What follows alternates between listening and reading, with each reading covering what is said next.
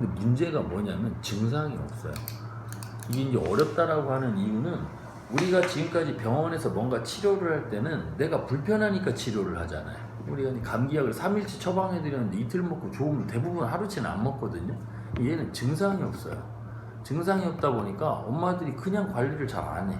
그래서 나중에 혈당이 너무 높다고 그러면 저 괜찮다요? 이렇게 얘기를 하는 경우가 있단 말이에요. 그래서 이제 이 관리가 어렵다고 하는 거예요. 두 번째는 인슐린이 작용을 잘 못하는 환경이라고 했잖아요. 이제 운동을 시켜요. 그래서 이제 한 식사하시고 한 30분 정도 좀 걸으시라고 얘기하면 인슐린이 작용을 잘 하는 환경이 되거든요.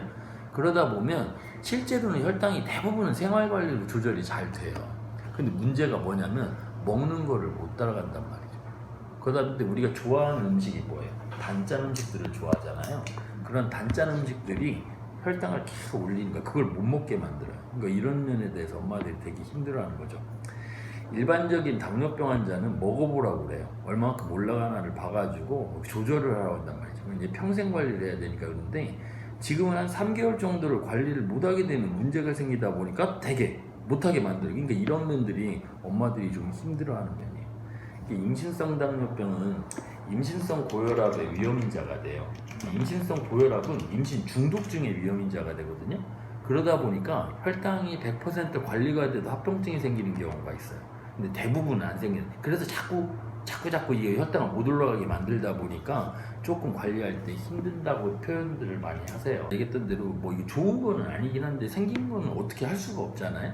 근데 이거에 대해서 자꾸 짜증 부리고 이렇게 하게 되면 우리 몸은 이런 것들을 이제 몸에 힘든 걸 해결하기 위한 호르몬들이 나오는데 걔가 당을 또 올려요, 이렇게.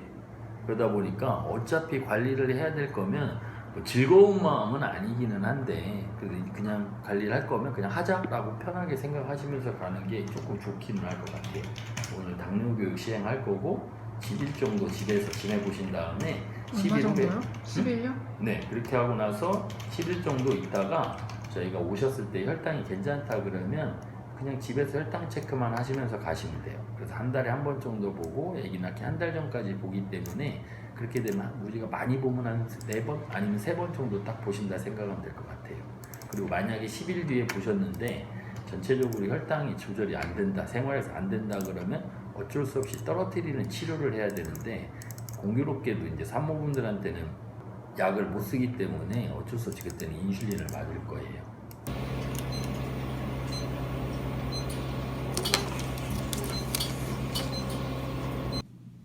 그래서 이제 엄마 혈당 관리를 잘하자고 하는 거예요.